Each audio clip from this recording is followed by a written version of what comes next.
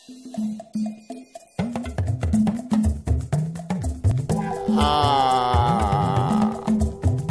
ga o, ẹni bá mọ̀rẹ́ Jésù kó yá dìde ká yó. Bonjour chers téléspectateurs d'Alléluia Mon TV. Bienvenue dans notre émission Débat de la semaine. Débat de cette semaine, nous allons évoquer 3 sujets. Le premier sujet, installation des fils électriques dans les banlieues de quelques villes au Togo. À qui la faute? Nous allons évoquer ce sujet. Notre deuxième sujet, religion, guerre de personnes au sein de différents corps du Christ. Quelles peuvent être les causes? Nous allons évoquer ce sujet aussi. Notre troisième sujet, message du révérend pasteur Benoît Adeogou, chef mondial de l'église du christianisme céleste. Nous allons évoquer ce sujet aussi. Notre premier invité, M. Afandina, sociologue de formation. Notre second invité est M. Corneille Fofo Gavon. Et à la partie technique, nous avons Soblenou Madoché. Moi-même, je me nomme Améapo Jean. Chers téléspectateurs, bienvenue dans notre émission. Ça y est, le jour tant entendu est déjà arrivé. Grand culte d'action de grâce sur la paroisse Saint-Pierre d'Adidogome à Ouattamé. Sous le haut patronage de son éminence révérend pasteur Benoît Adeogou, chef mondial de l'ECC. Le vénérable suprême évangéliste Woli Komla Atavi Mocho, chef de diocèse du Togo. Vénérable suprême évangéliste Emmanuel Humbassé, chargé paroissial. Vénérable supérieur senior évangéliste Boga Messan, président d'organisation. Vénérable supérieur Mama Woli Léonie Danon, coprésidente d'organisation. Le comité paroissial, le comité d'organisation ainsi que tous les fidèles de la paroisse Saint-Pierre d'Adidogome à Ouattamé ont le grand plaisir de vous inviter à leur grand culte d'action de grâce qui aura lieu ce dimanche 21 août 2022 à partir de 8h45.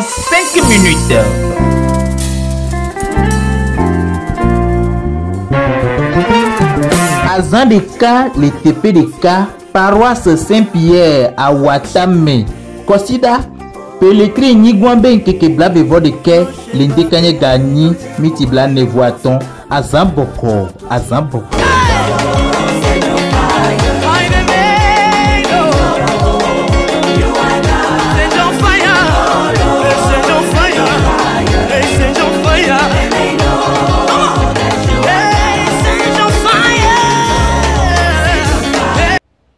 Une fois encore, merci chers téléspectateurs d'être avec nous.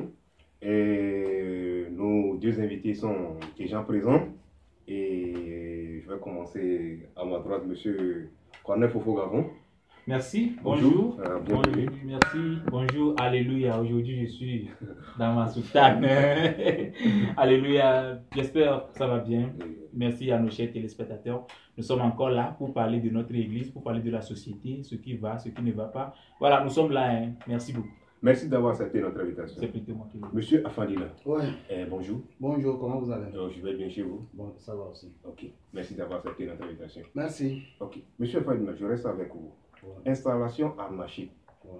Des fils électriques en pleine capitale et banlieue de quelques villes au Togo. Ouais. Et à qui la faute? À qui la faute? Là, nous parlons de l'installation anarchique, c'est-à-dire que ce n'est pas le service adéquat, le service indiqué par l'État qui s'occupe de ces installations. C'est fait à tort et à travers. C'est les citoyens eux-mêmes qui prennent en charge de s'offrir ces installations pour aussi bénéficier du courant, pour aussi bénéficier de la lumière. Oui. Les objectifs du développement durable, les ODD, ont exigé quand même que tout le monde puisse bénéficier de ces énergies et à moindre coût. Mais ça ne se fait pas avec la société indiquée, avec l'institution indiquée au moment opportun. Les citoyens sont obligés de rester sans lumière. Donc vous voyez que ça s'impose de soi, que chacun puisse aller chercher l'électricité, qu'on puisse aller chercher l'eau, qu'on puisse aller chercher l'essentiel vital. Et donc, se poser immédiatement la question, à qui la faute? Non, ce n'est pas la faute du citoyen lambda, mais on doit revenir à l'institution, le pourquoi ces événements se posent. C'est ce que je peux dire d'entrée en jeu. Ok, Monsieur Corneille. Oui. Et communément appelé araignée. Et nous voyons ça. Et à qui la faute? Qu'est-ce qu'on peut faire? C'est-à-dire, et la responsabilité revient à qui? Bon, merci. Éradiquer ce fléau, quoi. Merci beaucoup, mon cher frère Jean. Bon, l'anarchique installation des fils électriques dans notre pays, surtout le Togo, c'est vraiment honteux. Si je dis c'est vraiment honteux, nous parlons aujourd'hui du développement. Et le développement, ça englobe beaucoup de choses. Parce que l'électricité, comme mon frère Monsieur Afalina vient de le dire, on a besoin de l'électricité, on a besoin de la lumière dans nos maisons, dans nos services. Mais comment? Maintenant, ce qui ne va pas bien, vous allez voir si la fin d'un mandat s'approche, c'est en ce moment que vous allez voir même des sociétés qui sont peut-être des sociétés d'État ou bien des sociétés indépendantes. Vous allez les voir, c'est en ce moment que vous allez les voir courir de gauche à droite, mettre des choses par-ci, par-là, pour dire que ça va mieux. Mais je ne suis pas ici pour dire aujourd'hui si ça va ou ça ne va pas. Voilà, nous tous nous savons ce que nous vivons ici au Togo. Maintenant, vous allez voir, dans les rues, il y a les fils que vous venez d'appeler, que nous appelons araignées. Au lieu de les arranger au moins, on n'arrive pas à les arranger. Et sur les murs des gens, vous allez voir 1, 2, 3, 4, plus de 5 compteurs de la société. Oui, 5 compteurs de la société. Comment la société peut arriver à faire, à implanter, à visser 5 compteurs sur un mur, sachant très bien que ces compteurs, les propriétaires de ces compteurs ne vivent pas dans la maison là. Ils vivent à quelques kilomètres de leur compteur. Imaginez, nous avons 5 compteurs. Un compteur compte 2 fils. Un compteur 2 fils, ça fait 10 fils. Maintenant, il y a certains compteurs aussi qui sont à 4 fils. Qui sont à 4 fils. Vous allez voir, sur nos rues maintenant, vous allez voir des poteaux, des perches de tête glissées. C'est tout un danger. Maintenant, attribuer la faute à qui? La faute revient maintenant au gouvernement. Et puis, qu'est-ce que le gouvernement doit faire? Mais, c'est trop te poser la question. Qu'est-ce que le gouvernement doit faire? Mais c'est son devoir, non? Il sait le pourquoi. Mais il parle de quel développement? Le développement, c'est ça, j'ai dit, ça englobe beaucoup de choses. Et ce qui m'étonne, c'est en pleine capitale. À côté de nous ici. Nous sommes au Grand Lomé.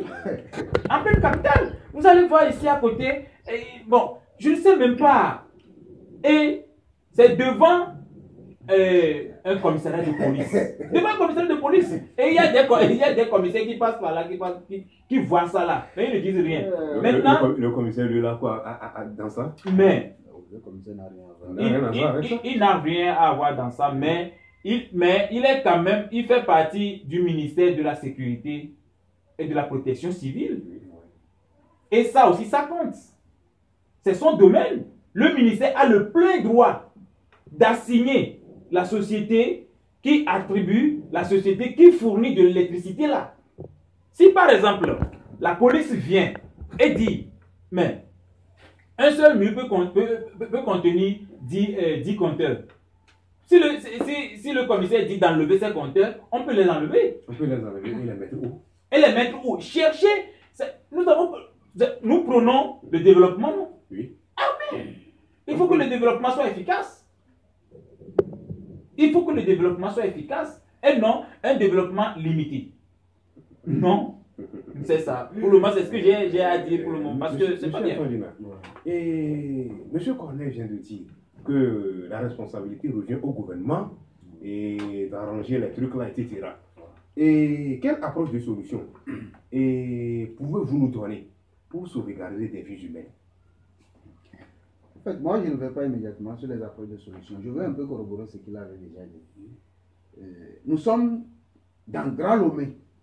En fait, oui, nous sommes dans Grand Lomé. Nous ne sortons pas de Grand Lomé. Non, nous C'est-à-dire que nous sommes plus ou moins à la capitale. Oui. Ok. Comme il a dit, allez voir un peu. Moi, je ne vais pas cacher. Moi, je donne les choses avec leur nom. Oui. On veut bien parler du Golfe 7. Nous sommes tous dans le Golfe 7. Oui. Allez au commissariat de Pontarlier, juste à côté, vous allez voir. Quand vous voyez les fils araignées de courant, des fils électriques, vous lancez même une pièce, ça ne peut pas les traverser. Non, je suis sérieux. Oui. Vous voyez sur un mur, il y a 5 compteurs vraiment, et le mur en face aussi contient au moins 5 compteurs. C'est dangereux. Au fait, comme il avait déjà dit, c'est dangereux, oui. Mais ce n'est pas un phénomène qui date d'aujourd'hui. Non. Non, ça ne date pas d'aujourd'hui. Parce que j'ai toujours l'impression que la société n'a même pas une vision à moyen terme par rapport à l'octroi de l'énergie.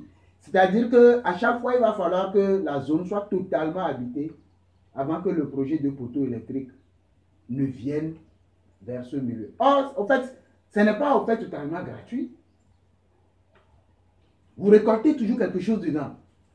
Mais mettre encore la sécurité des citoyens en danger avec l'octroi de ces compteurs à distance, déjà même un compteur qui est déjà à 2 km d'une maison, c'est trop. Ça, il y a des dispersions d'énergie. Oui. C'est-à-dire que le client va payer plus que ce qu'il va utiliser parce que le trajet même va faire des dispersions d'énergie.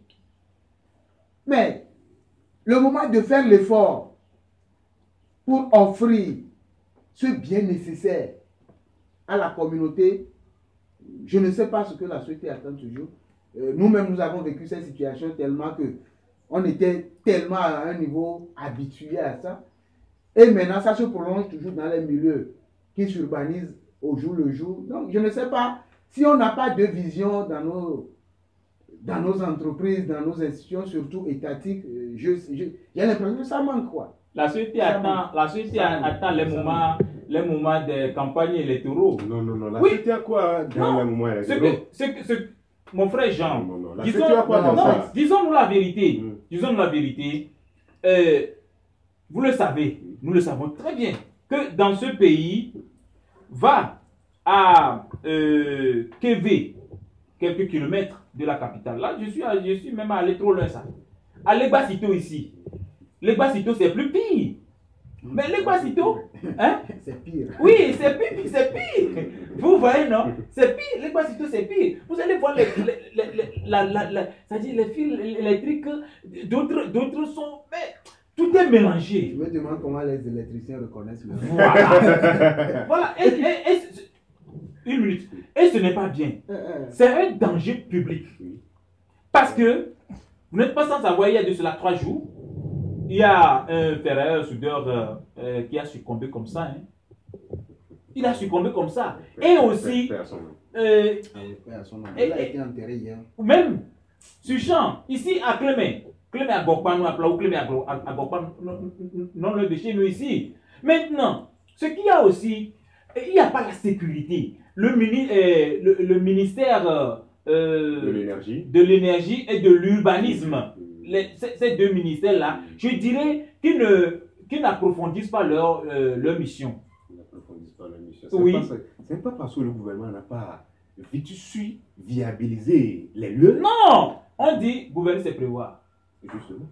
Voilà. Donc, si tu veux gouverner sur 1 an, 2 ans, il faut avoir les contours, les lieux et les banlieues de là où tu veux diriger, de ce que tu veux diriger. Mais, ce qu'il y a, il faut une sécurité, il faut une sécurité plus ou moins solide, quoi. Je ne sais pas si plus ou moins sécurisé, une sécurité même, je voulais dire. Monsieur Afanina, c'est pas parce que nous les Togolais, souvent on dit, on prend l'argent pour aller prendre compteur, des trucs comme ça, donc on se contente de prendre additionner chez un voisin d'à côté et qui amène l'encombrement de ces fils électriques communément appelés araignées.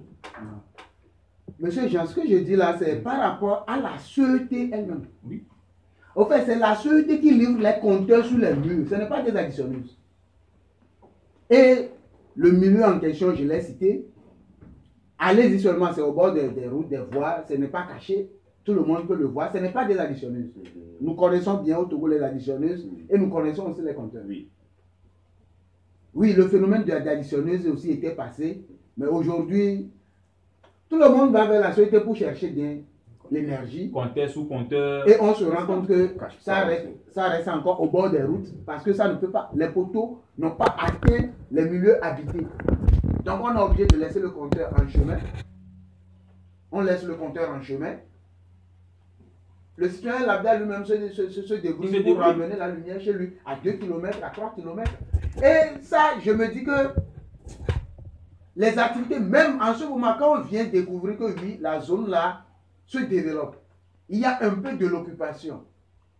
Maintenant, même pour que les activités se développent, pour que les poteaux arrivent, c'est toujours lent. Très très loin d'ailleurs même, je peux dire. Parce que si je prends toujours la zone de Clémé-Djiboué dont je veux parler actuellement, oui, les travaux sont en cours, je peux dire, parce que tu vas voir sur les murs ceux qui avec une flèche, et oui, c'est fini quoi, ça s'arrête là quoi. Oui. C'est comme si déjà quand on a écrit la sûreté sur le mur là, c'est comme si les poteaux sont là. En tout cas, moi je me dis, si vraiment ça leur amène aussi quelque chose, et ils n'ont pas cette chaleur de faire vite pour que l'extension soit là, je me dis, ou bien des fois l'énergie est insuffisante à ce point où l'extension causerait d'autres problèmes, c'est le pourquoi on gère au prorata. Alors de nous le dire quand même. Et ce qui est aussi aberrant, c'est que vous allez voir la même sûreté. C'est ça que je dis au moment des campagnes électorales, ils mettent des poteaux, ils mettent des signes que le grand frère vient de dire maintenant. Les signes là que le grand frère vient de dire, ça date de le moment de campagne électorale de 2010. Non, pas 2010, tout récemment, élection communale là. 2020 je crois. Communale c'était en 2018. Non, communale. Élection communale.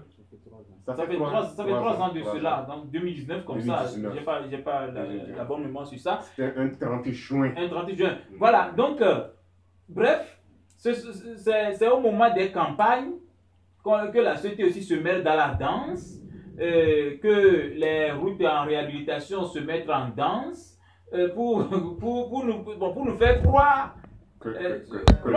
Pour nous faire croire ce que nous croyons déjà, ce que nous savons déjà.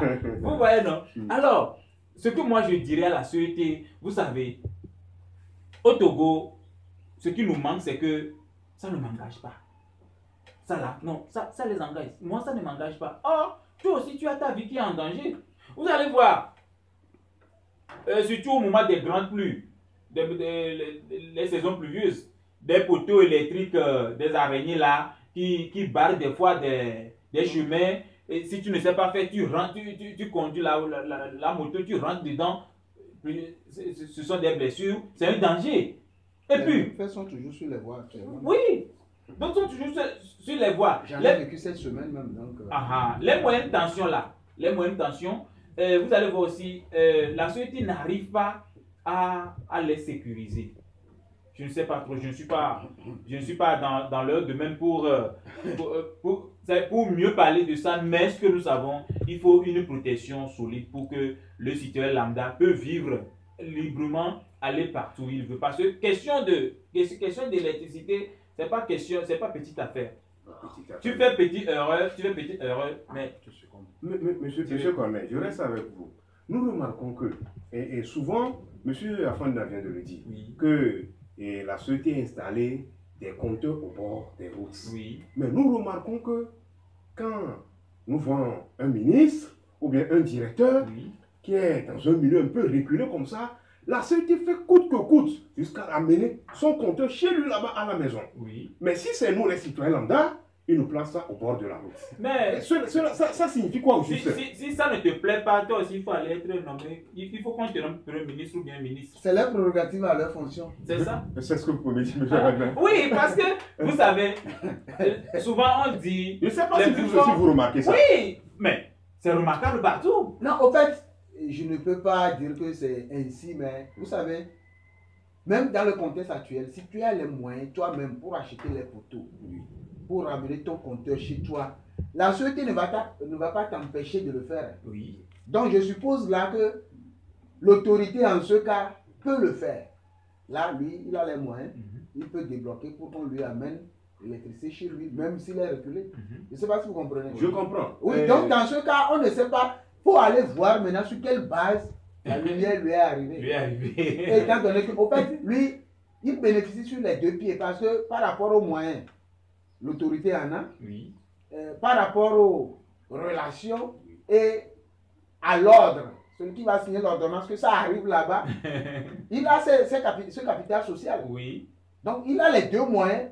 C'est à lui d'en juger ce qu'il veut utiliser, ce que cette autorité. Monsieur Cornet, Oui. vous voyez ce que monsieur Afin vient de dire. Oui. Et supposons qu'un citoyen lambda, ou bien nous remarquons que des citoyens lambda aussi disent à la société qu'ils n'ont qu'à les amener les compteurs et dans leur milieu un peu reculé.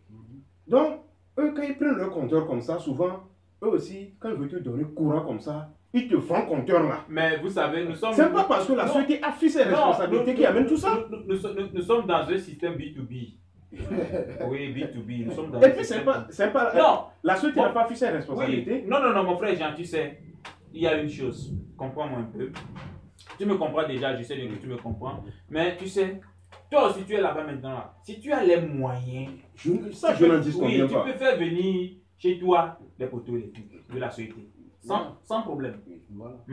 Mais, maintenant, toi, les sous que tu as dépensés avant de faire venir les poteaux dans ta maison, et quelqu'un va se lever comme ça, viendra prendre sa cadeau. C'est pourquoi il dit, hein, c'est pas la société qui a fait ses responsabilités. Oui, là, je vous dis. Qu'est-ce que nous avons dit? Qu'est-ce que nous avons dit au début? Moi, j'ai déjà dit que la faute revient au gouvernement. Monsieur Jean, Monsieur Afan. si un citoyen se lève aujourd'hui, tu vas à la société, oui, ta maison ou bien votre campagne est à 2 km, que vous voulez les poteaux. Si on vous sort la facture pro forma ou bien on vous sort le devis sur cette distance-là, c'est à coût des millions. Demandez du moins le prix d'un seul poteau. Voilà. Le prix d'un seul poteau électrique. Non, si toi aussi tu le prends dans ces conditions, étant donné que il n'y a pas de fournisseur dans le milieu à laquelle tu es obligé de servir certains, du moins par sociabilité et secondo par intérêt. Bien sûr que j'ai l'impression que ça va à l'encontre des lois de la société, mais même la société ne peut rien te dire là-bas. Là-bas. Vous comprenez un peu? Et même des fois, ils te donnent la dérogation même d'en user pour un temps. Parce que ça devient un contrat. Voilà. Vous Pour avez amortir tes dépenses. Oui. Donc c'est ainsi. Il y a aussi une chose, le Ghana à côté ici. Nous avons souvent l'habitude de dire que le Ghana aussi, ça ne va pas, ça ne va pas. Mais en matière d'électricité, en matière de fourniture d'électricité, ça va mieux. Ça va un peu par rapport au Togo. Parce qu'au Togo ici, vous pouvez faire 2-3 jours ou bien quelques demi-jours sans électricité. Même dans les grandes sociétés aussi. Vous n'êtes pas sans savoir que c'est dans ce pays que, en plein match, en présence du chef de l'État, son éminence, Son excellent monsieur oui, François Zanabia. oui, on a coupé l'électricité. C'est depuis ce jour que n'a plus au stade de Donc, en fait, bon, c'est ça. Oui. Mais il faut que, si souvent le gouvernement dit qu'il a subventionné, à combien même il a subventionné? La question reste posée. Merci monsieur Cornet Fofo Gabon. Merci monsieur Afandina. Chers téléspectateurs, retrouvez-nous derrière cette coup de pause.